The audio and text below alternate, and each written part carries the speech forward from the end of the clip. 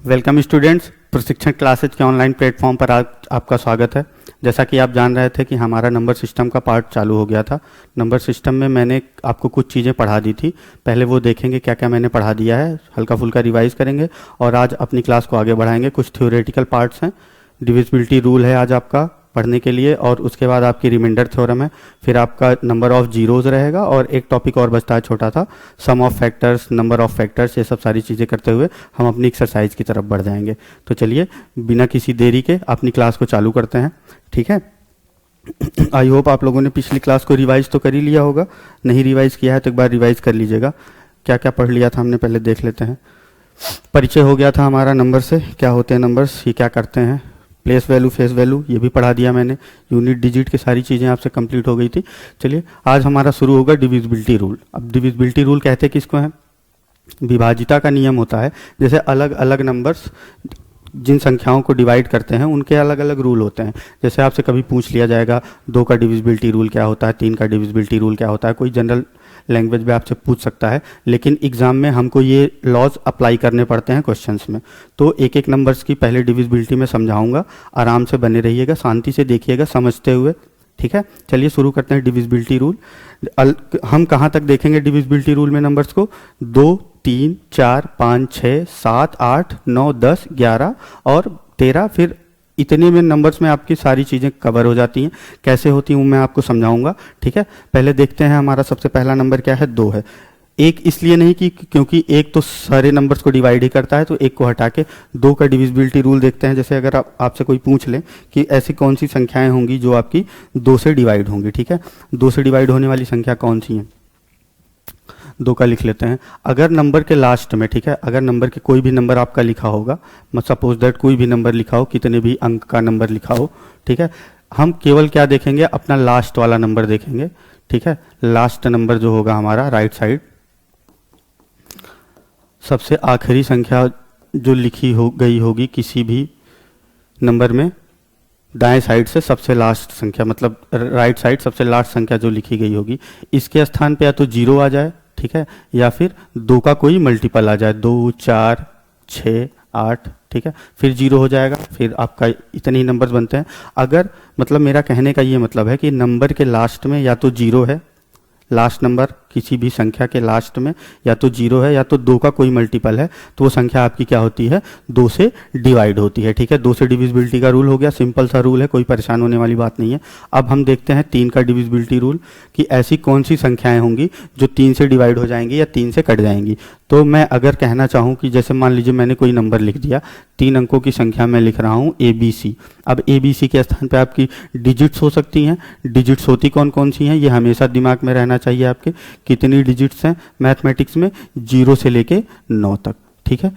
ये ABC के स्थान पे कोई भी डिजिट हो सकती है, लेकिन अगर 3 अंकों की संख्या लिखी है तो A के स्थान पे 0 नहीं आएगा, ठीक है। ये मैंने कल की क्लास में आपको बताया था कि अगर हमको 3 अंकों की संख्या लिखनी है तो जो सबसे बाएं साइड वाला नंबर होता है आपका, उसके स्थान पे 0 नहीं आएगा। क्यों? क्योंकि अगर आप यहाँ 0 लिख देंगे तो ये कितना बचेगा, B और C बचेगा, और ये केवल 2 अंकों की संख्या हो जाएगी, ठीक है। आई होप ये चीज़ आपको समझ में आ गई होगी। 0 क्यों नहीं लगाते हैं संख्या के शुरू में, क्योंकि वो 3 अंकों की संख्या फिर नहीं रह जाएगी या 4 अंकों की संख्या नहीं रह जाएगी। जो भी जितने भी नंबर की आपको संख्या लिखनी है, बाएं साइड, सबसे बाएं साइड हम 0 नहीं लगा सकते, ठीक है।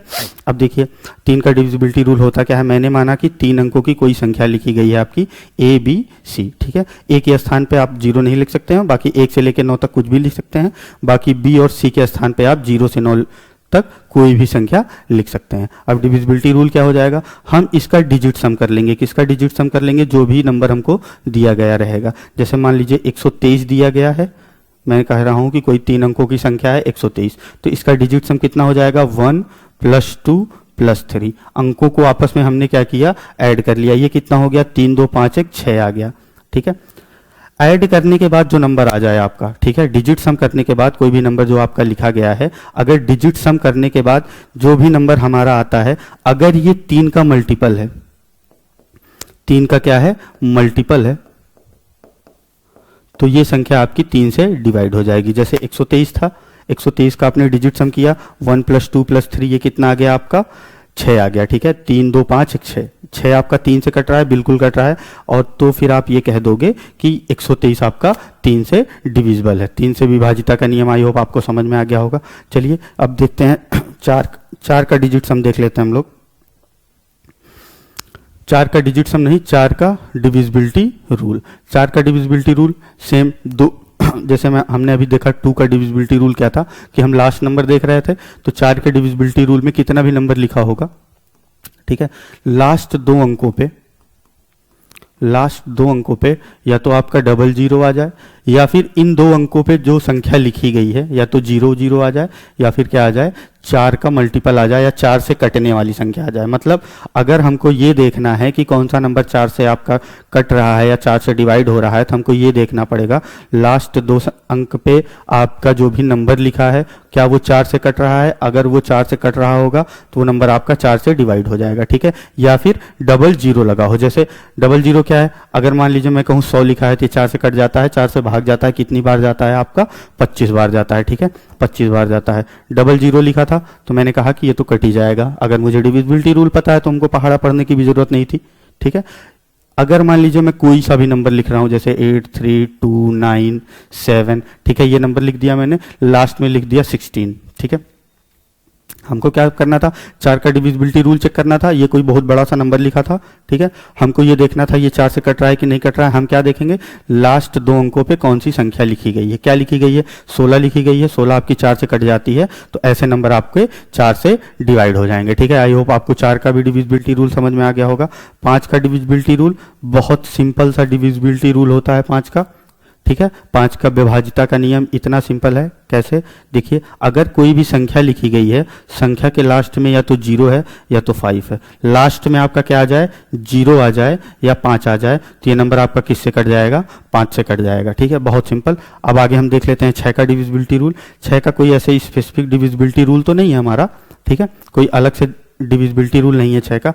6 कोई संख्या आपकी 6 से कट रही है कि नहीं कट रही है, अगर ये देखना है हमको, तो हम क्या देखते हैं कि जो दी गई संख्या है वो अगर 2 से कट जाए और 3 से कट जाए, ठीक है।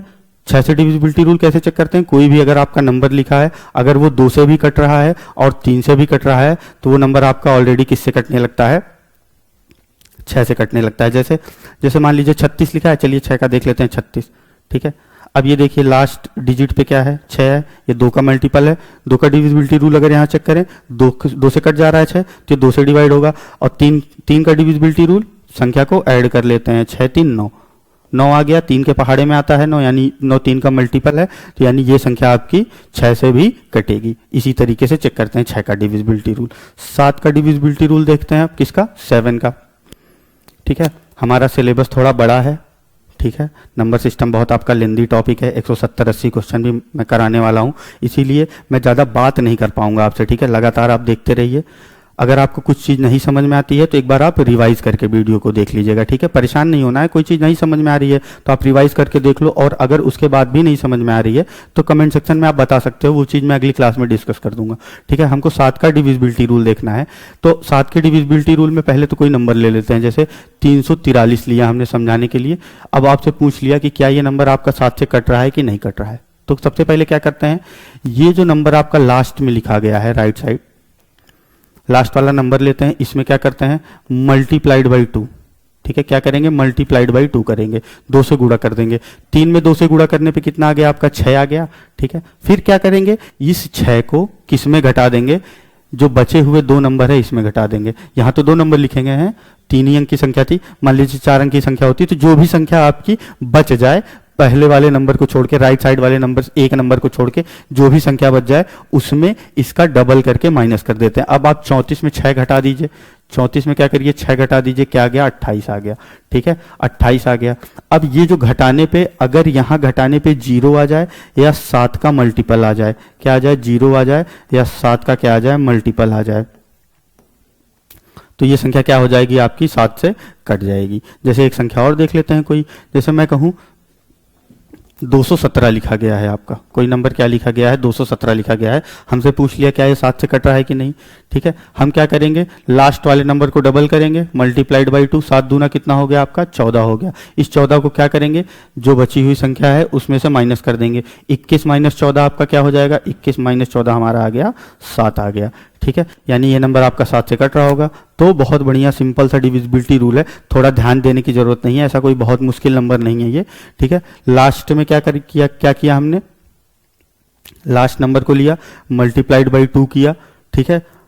बचे हुए नंबर में माइनस कर दिया, माइनस करने के बाद जो हमारा नंबर बचा, अगर ये नंबर हमारा क्या आ जाए, 7 का मल्टीपल आ जाए या इसके स्थान पे 0 आ जाए, तो ये नंबर हमारा क्या होता है, 7 से डिवाइड होने लगता है, ठीक है। आई होप एक चीज आप समझ गए होंगे। और एक चीज और है, जैसे कोई बहुत बड़ा नंबर लिखा है आपका, ठीक है, बहुत बड़ा नंबर लिखा है, तब ये तो नंबर पॉसिबल नहीं है आपका। जैसे 6 अंकों की कोई संख्या लिख दी गई, ठीक है, तब आप कैसे करोगे, ठीक है। तो हम क्या करते हैं, 3-3 का जोड़ा बनाते हैं, राइट साइड से 3-3 का जोड़ा बनाते हैं, इनका डिफरेंस ले लेते हैं। अगर डिफरेंस आपका 7 से डिवाइड हो रहा है या 0 आ जा रहा है, तो संख्या क्या होती है आपकी, 7 से डिवाइड होने लगती है, ठीक है। जब ये क्वेश्चन में आएगा तब मैं इसको अच्छे से एक्सप्लेन कर पाऊंगा, ठीक है। तब तक के लिए बने रहिए, मैंने सिंपल सी चीजें बता दी हैं, ठीक है। जोड़ा बना लेते हैं, 3-3 का जोड़ा बना के, ठीक है, इस तरीके से करते हैं। चलिए आगे बढ़ते हैं, 8 का डिविजिबिलिटी रूल देखते हैं अब, ठीक है। 8 का डिविजिबिलिटी रूल क्या कहता है, अगर 8 का डिविजिबिलिटी रूल चेक करना है, एक रिलेशन बनता है 2, 4 और 8 में, अभी आपको दिखाऊंगा, ठीक है, लिख दे रहा हूं ताकि भूलूं ना मैं। 2, 4 और 8 में एक रिलेशन बनता है इस तरीके से। अगर 8 का डिविजिबिलिटी रूल हमको चेक करना है, ठीक है, 8 का डिविजिबिलिटी रूल अगर हमको चेक करना है तो हम क्या करेंगे, 8 का डिविजिबिलिटी रूल अगर हमको चेक करना है तो हम क्या देखेंगे, जैसे लास्ट कोई भी नंबर लिखा होगा तो उसके लास्ट में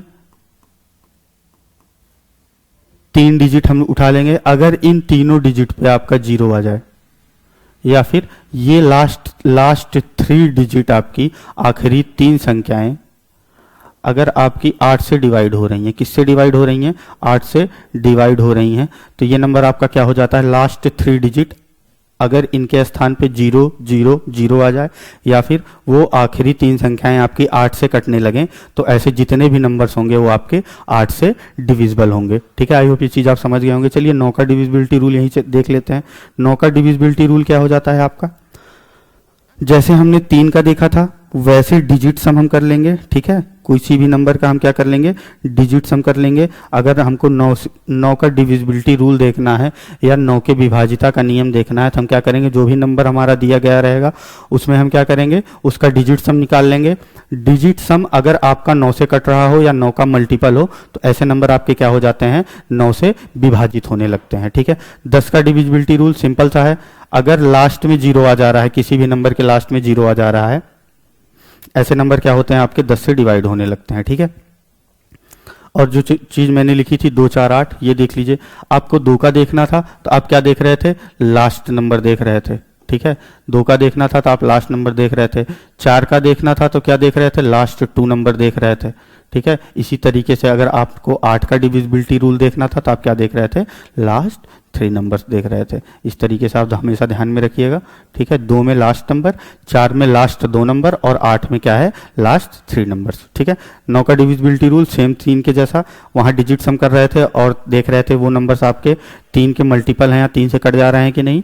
सेम उसी तरीके से 9 का डिविजिबिलिटी रूल हम क्या देखेंगे, हम ये देखेंगे डिजिट सम करने के बाद हमारा जो नंबर आया है वो हमारा 9 से कट रहा है कि नहीं कट रहा है। 9 से कट रहा है तो वो हमारा क्या हो जाएगा, 9 से कटने लगेगा, ठीक है। अब आपका क्या बचा, एक नंबर बचा 11। 11 का डिविजिबिलिटी रूल बहुत ध्यान से देखिएगा, 11 का डिविजिबिलिटी रूल बहुत ध्यान से देखिएगा। जैसे मैं कोई एक नंबर ले लेता हूं, मैं ले रहा हूं 1331, क्योंकि मुझे पता है ये 11 का क्यूब है और ये 11 से कट जाता है। लेकिन समझाने के लिए 11 का डिविजिबिलिटी रूल आपको दिखाना है, क्या करते हैं हम, करते हैं कि हम अल्टरनेट नंबर्स उठाएंगे। अल्टरनेट नंबर्स क्या हो गया, जैसे मैंने राइट साइड से 1 उठाया, एक संख्या छोड़ के दूसरी संख्या पे चले गया मैं, ठीक। इनको क्या किया, ऐड कर लिया, 1 + 3 हो गया, ये हमारा कितना आ गया, 4 आ गया। अल्टरनेट डिजिट्स का हमने क्या किया, सम कर लिया। फिर जो हमारा नंबर बच गया उनको सम कर लेंगे अब, ठीक है। ये 3 था, ये 1 था, 1 + 3 ये क्या आ गया आपका 4 आ गया। अल्टरनेट डिजिट्स को हमने क्या किया, सम किया। अल्टरनेट डिजिट्स को क्या किया हमने, सम किया या ऐड किया। उसके बाद इन दोनों को आपस में क्या करते हैं, डिफरेंस ले लेते हैं। क्या लेते हैं, डिफरेंस। कोई भी नंबर बड़ा या छोटा हो सकता है, ठीक है। तो बड़े नंबर से छोटे नंबर को अगर हमको घटाना है तो हम क्या लेते हैं, डिफरेंस लेते हैं। हम क्या करेंगे, अल्टरनेट डिजिट्स को ऐड कर लेंगे, उसके बाद उनका क्या देख लेंगे, डिफरेंस देख लेंगे। अगर ये डिफरेंस हमारा क्या आ जाए, 0 आ जाए या 11 आ जाए या 22 आ जाए, अर्थात 11 का कोई मल्टीपल बन जाए, ये डिफरेंस लेने के बाद अगर 0 आ जाए, 11 आ जाए, 22 आ जाए, या फिर ऐसे कह सकते हैं 0 या फिर 11 का कोई मल्टीपल आ जाए, तो ऐसा संख्या क्या हो जाती है आपकी, 11 से कटने लगती है। अब ये देखिए, आप 4 और 4 का डिफरेंस लेंगे, क्या आ जाएगा, 4 माइनस 4 आपका 0 हो गया, यानी ये नंबर आपका 13 से 31 से कट रहा, सॉरी हाँ 13 से 31 आपका क्या हो जाएगा, 11 से कटने लगेगा। आई होप ये चीज आपको समझ में आ गई होगी। 12 का डिविजिबिलिटी रूल देखने के लिए 3 गुणे 4 कर लेते हैं, ठीक है। ऐसे कोई स्पेसिफिक डिविजिबिलिटी रूल नहीं है। अगर वो नंबर आपका 4 से कट रहा है और वो नंबर आपका अगर 3 से कट रहा है, तो वो नंबर आपका क्या होता है, 12 से डिवाइड होने लगता है, 12 से डिवाइड होने लगता है, ठीक है। 13 का डिविजिबिलिटी रूल आप देख लीजिए, ठीक है। 13 का डिविजिबिलिटी रूल अगर आपको देखना है, 13 का, जैसे कोई भी नंबर लिखा गया रहेगा, ठीक है, ABCD, मैंने कोई 4 अंकों की संख्या ले ली, ठीक है। क्या करेंगे, लास्ट वाले नंबर में क्या करेंगे, 4 से मल्टीप्लाई करेंगे, ठीक है। ये D4 हो जाएगा, 4D हो जाएगा, ठीक है। 4D हो गया, हमने 4 से मल्टीप्लाई कर लिया। अब 4D को क्या करेंगे, इस A plus B plus C में क्या करेंगे, ऐड कर देंगे, ABC प्लस 4D। अगर ये नंबर आपका 13 से कट रहा है तो हमारा नंबर 13 से डिवाइड होने लगेगा। जब क्वेश्चन में आएगा मैं अच्छे से समझाऊंगा, बस अभी ये तरीका समझ लीजिए। लास्ट नंबर को क्या करेंगे, 4 से मल्टीप्लाई, यहाँ क्या करेंगे, ऐड कर देंगे। उसके बाद हमारा जो नंबर आने लगेगा, अगर वो 13 से कट रहा है तो हमारा क्या हो जाएगा, वो नंबर 13 से डिवाइड होने लगेगा, ठीक है। 13 का कोई मल्टीपल आ जाएगा। चलिए रिमाइंडर थ्योरम देख लेते हैं। रिमाइंडर थ्योरम होती क्या है, शेषफल प्रमेय। आपने बचपन में भाग वगैरह तो दिया ही होगा, ठीक है, भाग वगैरह तो दिया ही होगा बचपन में। जैसे आप किसी बड़े नंबर को किसी छोटी संख्या से भाग देते हैं तो क्या होता है, या तो संख्या पूरी पूरी कट जाती है या तो कुछ शेषफल बच जाता है। जैसे मान लीजिए मैं ये कह रहा हूं कि कोई नंबर हमारा होता है, उसको क्या कहते हैं, भाज्य। जिसमें भाग दिया जा रहा हो उसको हम क्या कहते हैं, भाज्य कहते हैं, ठीक है। जैसे समझाने के लिए पहले मैं आपको एक नंबर ले ही लेता हूं, ठीक है। कोई एक नंबर ले लेते हैं, चलिए मैं ले रहा हूं 423। इसको डिवाइड कर रहा हूं मैं 3 से, ठीक है। 3 से डिवाइड कर रहा हूं, मेरे पास क्या नंबर है, 423 है, ठीक है। 423 नहीं लीजिए, पूरा पूरा कट जाएगा तो शेषफल 0 हो जाएगा। आप क्या काम करिए, 424 ले लीजिए। 424 को हम काटें, 424 एक बार जाएगा 3, ठीक है। यहां पर क्या आ गया, 12 बच गया। एक यहां बच जाएगा, 2 उतार लिया, 4 बार चला गया आपका ये, 3 चौका 12 हो गया आपका, ये कट गया, ठीक है। अब यहां से अगर हमको नंबर उतारना है तो हम उतार सकते हैं। 4 आ गया हमारा, 3 एकन्नम 3 हो गया। हासिल कितना बच गया आपका, 1, हासिल नहीं, शेषफल आपका कितना बच गया, 1 बच गया। आपने क्या किया, नंबर हमने नीचे उतारा है, ठीक है। क्या आ गया आपका, 141 आ गया। क्या आता है ये, अब एक एक टर्म आप देख लीजिए किसको कहते क्या क्या है। जिस नंबर में भाग हो रहा होगा, ठीक है, जिस नंबर में भाग हो रहा होगा उसको हम कहते हैं भाज्य। जिस नंबर से हम भाग दे रहे हैं उसको हम कहते हैं भाजक, ठीक है। जिस नंबर में आपका भाग हो रहा है वो हमारा क्या हो जाता है, भाज्य हो जाता है। जिस नंबर से हम भाग दे रहे हैं वो हमारा क्या हो गया, भाजक, भाज्य, भाजक। और जो नंबर आपका बच गया उसको हम क्या कहते हैं, शेषफल। क्या कहते हैं, शेषफल कहते हैं, ठीक है। और जितनी बार आपका भाग गया है पूरा पूरा, इसको हम क्या कहते हैं, भागफल, ठीक है। हम क्या कहते हैं, भागफल कहते हैं, ठीक है। आई होप ये चीज आप समझ गए होंगे। इसको क्या कहेंगे, भागफल कहेंगे। अगर इंग्लिश में को लिखना है, इंग्लिश के टर्म भी देख लीजिए आप, ठीक है। इसको कहते हैं डिविडेंड। भाजक को इंग्लिश में क्या कहते हैं, डिविडेंड कहते हैं। भाजक को क्या कहते हैं, डिवाइजर कहते हैं, ठीक है। शेषफल को हम क्या कहते हैं, रिमाइंडर कहते हैं। क्या कहते हैं, रिमाइंडर। भागफल आपका क्या हो जाता है, कोसेंट हो जाता है। ठीक है, यानी भागफल आपका क्या हो जाएगा, कोसेंट हो जाएगा। भाज्य को डिविडेंड, जिस संख्या में भाग दे रहे हैं, जिस संख्या से भाग दे रहे हैं वो भाजक या डिवाइजर, और जो हमारा नंबर शेष के रूप में बच जा रहा है उसको हम शेषफल या रिमाइंडर कहते हैं। ठीक है, आई होप ये चीज आपको समझ में आ गई होगी। ठीक है, आई होप ये चीज आपको क्या आ गई होगी, समझ में आ गई होगी। ठीक है, तो परेशान मत होइए, एक दो चीजें और बताऊंगा आपको मैं अभी। ठीक है, क्या बताना है आपसे, जैसे मान लीजिए मैं ये कहूं, ये देखा आपने ना, अब एक इस पे क्या होता है, थ्योरम होती है। जैसे आप, मैं अभी बताऊं कि जिस नंबर में भाग दे रहे थे उसको हम क्या कह रहे थे। ठीक है, जिस नंबर में हम भाग दे रहे थे उसको हम क्या कह रहे थे, भाज्य कह रहे थे। ठीक है, ये भाज्य किसके बराबर होता है, इसका एक नियम है, अगर हम जिस संख्या से भाग दे रहे हैं उसको हम भाजक कहते हैं। जिस संख्या से हम भाग दे रहे हैं, भाज्य बराबर भाजक, और जितनी बार भाग दिए हैं उसको हम क्या कह रहे थे, भागफल कह रहे थे।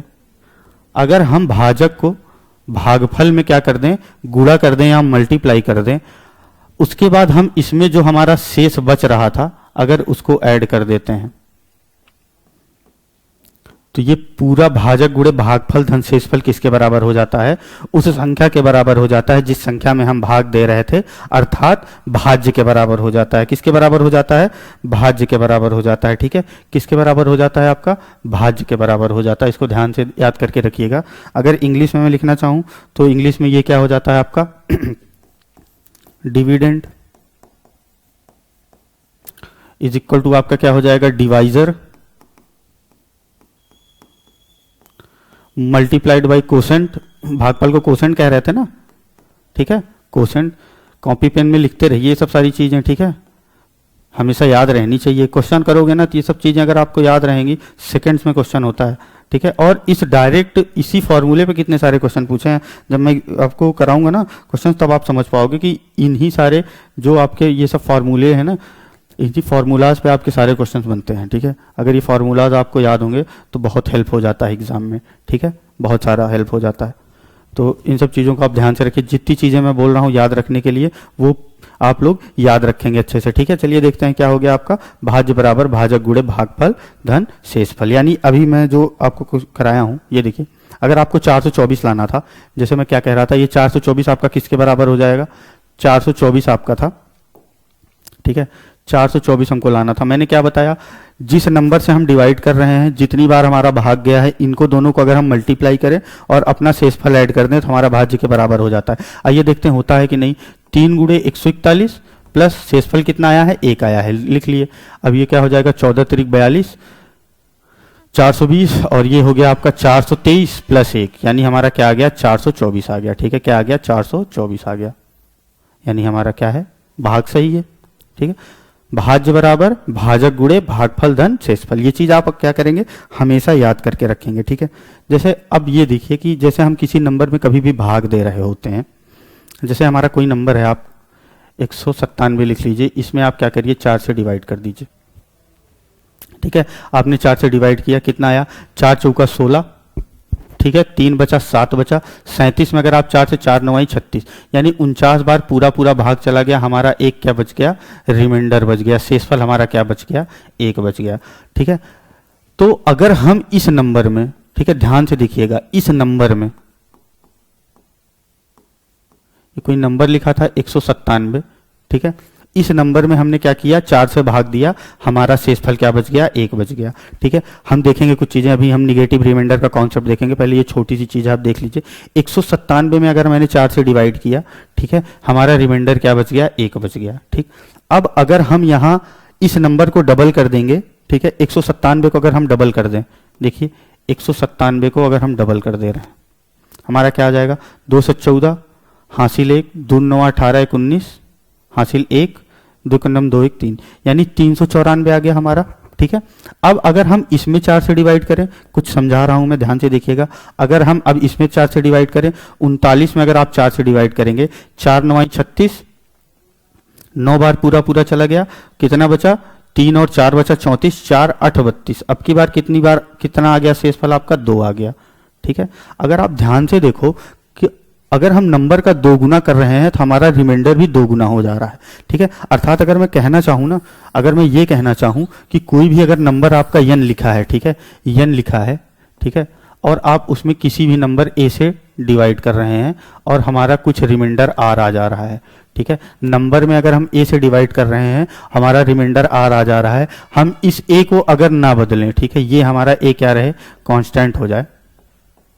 अगर हम a को नहीं बदलेंगे तो जो परिवर्तन हम n में करेंगे वही परिवर्तन हमारा r में हो जाएगा। अगर हम 2n कर देंगे, 2n बाई a कर देंगे, शेषफल हमारा क्या आ जाएगा, 2r आ जाएगा। अगर हम 3 बार मल्टीप्लाई कर देंगे और a से डिवाइड कर देंगे तो हमारा क्या आ जाएगा, 3r आ जाएगा, ठीक है। यानी शेषफल आपका 2 गुना 3 गुना हो जाएगा अगर आप नंबर को 2 गुना 3 गुना करोगे। लेकिन एक चीज ध्यान रखिएगा, ये जो आपका 2r आ रहा है और ये जो आपका 3r आ रहा है, अगर ये आपका a से बड़ा हो जाएगा तो उसमें आप फिर a से भाग दे देंगे, फिर जो शेषफल बचेगा वो आप लिख लेंगे। जैसे मैं ये कहूँ 15 लिखा था, 15 में मैं 2 से भाग दे रहा था, 7 बार गया, रिमाइंडर हमारा क्या आ रहा था, 1 आ रहा था, ठीक है। मैंने 15 को 2 बार कर दिया, 15 दूना 30 हो गया, ठीक है, बटे 2, ये आपका आपकी बार रिमाइंडर क्या हो जाएगा, 2 हो जाएगा। रिमाइंडर तो डबल हो जाएगा, लेकिन अब ये 2 किसके बराबर है, 2 के बराबर आ गया है, तो एक बार फिर अगर हम 2 से भाग दे दें तो ये पूरा पूरा कट जाएगा। इस स्थिति में शेषफल आपका क्या हो गया, 0 हो गया। चलिए मैं मान लो 13 है आपका, इसको मैं 4 से भाग दे रहा हूं, हमारा रिमाइंडर क्या आ रहा है, 1 आ रहा है।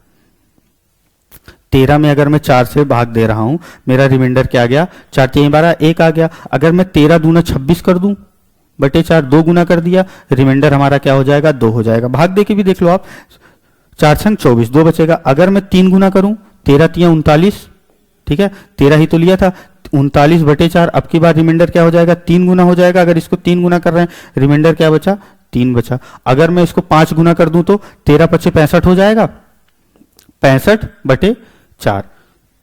मैंने क्या किया है, 5 बार कर दिया इस नंबर का, तो हमारा शेषफल भी क्या होगा, 5 बार हो जाएगा। 5 गुणे 1 5 आ गया ना, शेषफल 5 गुना हो जाएगा। अब ये देखिए, ये नंबर आपका 4 से बड़ा हो गया, तब हम क्या करेंगे, एक छोटा सा काम और करेंगे, फिर से डिवाइड कर देंगे 4 से, रिमाइंडर क्या आ जाएगा, 1 आ जाएगा, ठीक। अगर शेषफल आपका बड़ा हो जा रहा है उस नंबर से जिस नंबर से हम डिवाइड कर रहे हैं, तो एक बार फिर से डिवाइड कर देते हैं, तब हमारा क्या आ जाता है, रिमाइंडर आ जाता है। यानी मेरा कहने का ये मतलब था कि अगर नंबर को हम नंबर में हम कोई ऑपरेशन कर रहे हैं, 2 गुना 3 गुना कर रहे हैं, तो हमारा रिमाइंडर भी उसी तरीके से 2 गुना 3 गुना हो जाता है, ठीक है। आई होप ये चीज आप समझ गए होंगे।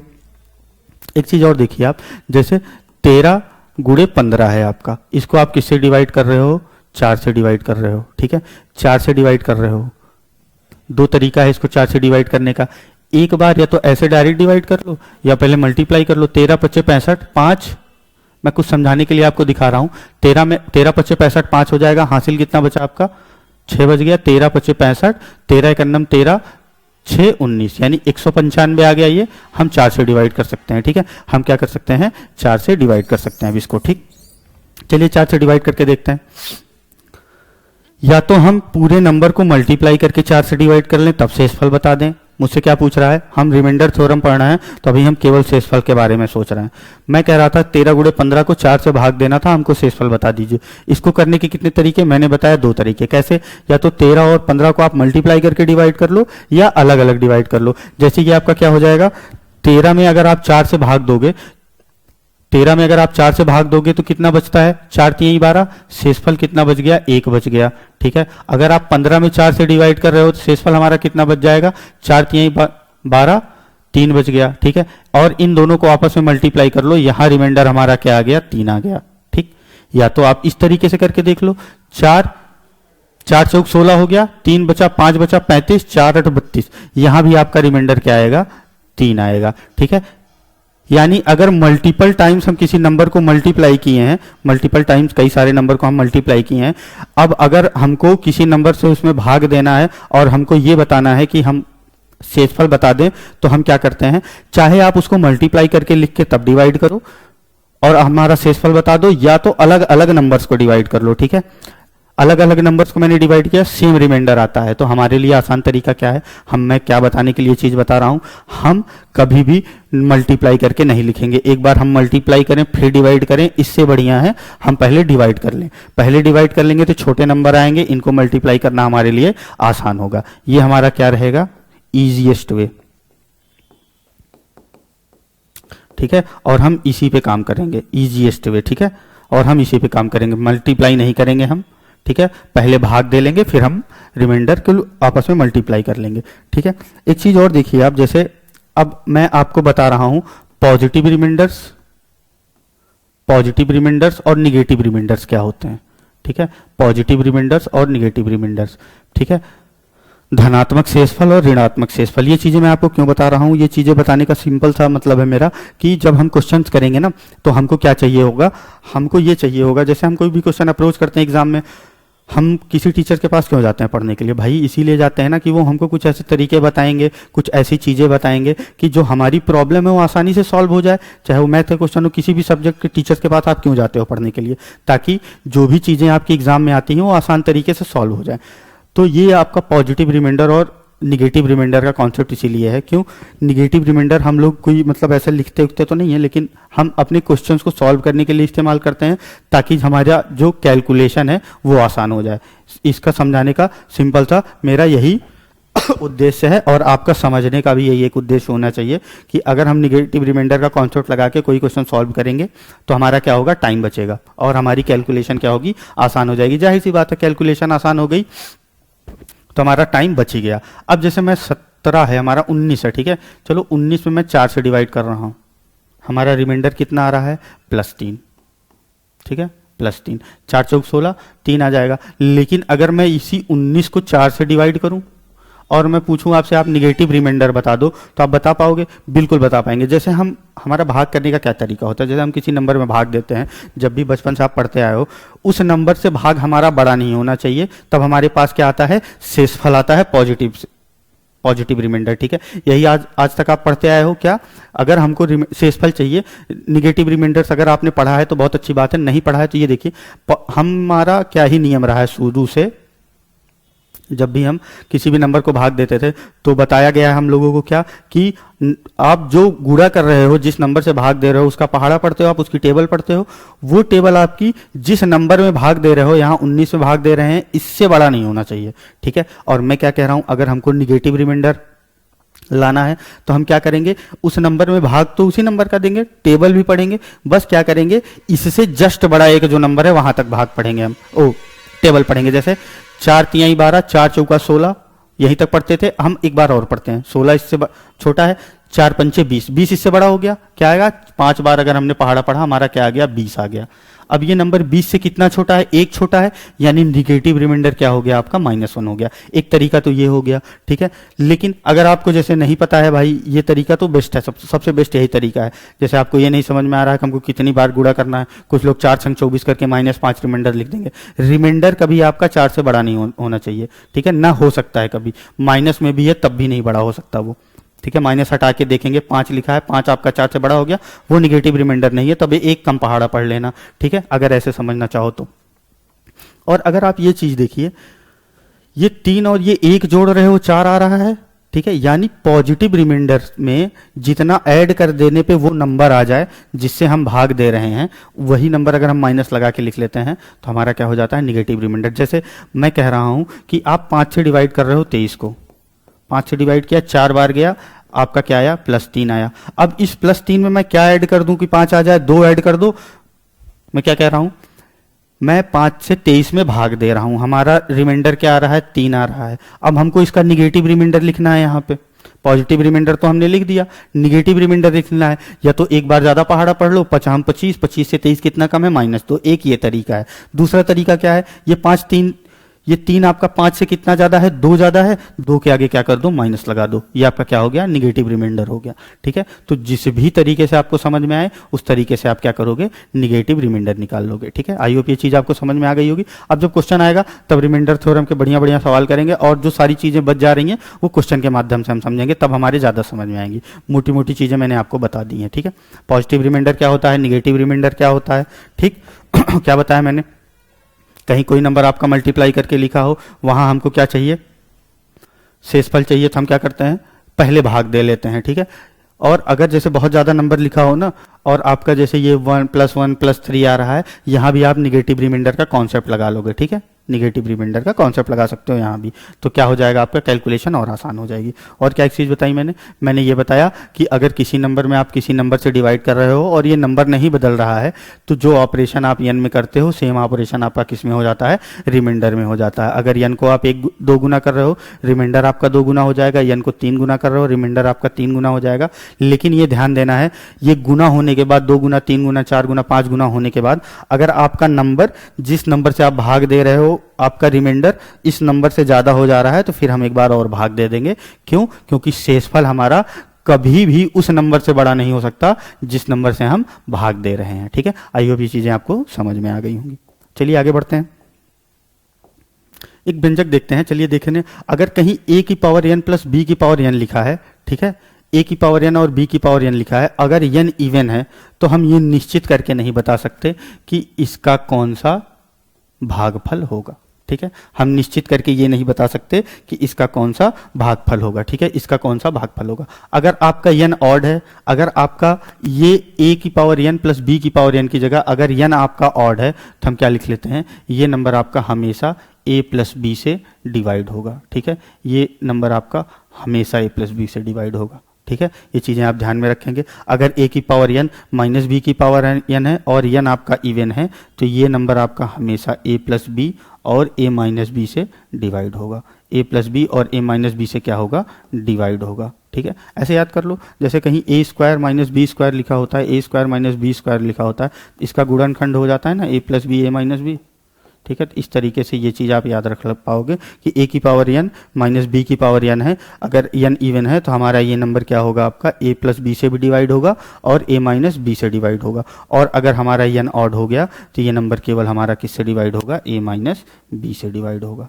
ये नंबर क्या होगा हमारा, a माइनस बी से डिवाइड होगा। जैसे देखते हो ना आप, a cube minus B cube, a minus B, फिर ब्रैकेट में क्या हो जाता है, a square plus B square plus A B, तो वहाँ a माइनस बी से डिवाइड होता है। तो इस तरीके से इसको भी याद रख लो, ठीक है, बढ़िया चीज़ है, इसको याद रखिएगा आप। एक आप फर्मेट थ्योरम पढ़ते हो, फर्मेट थ्योरम, इसको फर्मेट्स लिटिल थ्योरम भी कहते हैं। जैसे आपका कोई नंबर लिखा है a, इसकी पावर p माइनस 1 है, और अगर हम इसको p से डिवाइड कर रहे हैं तो हमारा रिमाइंडर हमेशा क्या बचता है, 1 बचता है। और इसमें आपका p क्या होता है, प्राइम नंबर होता है, p आपका क्या हो जाता है, प्राइम नंबर होगा कोई,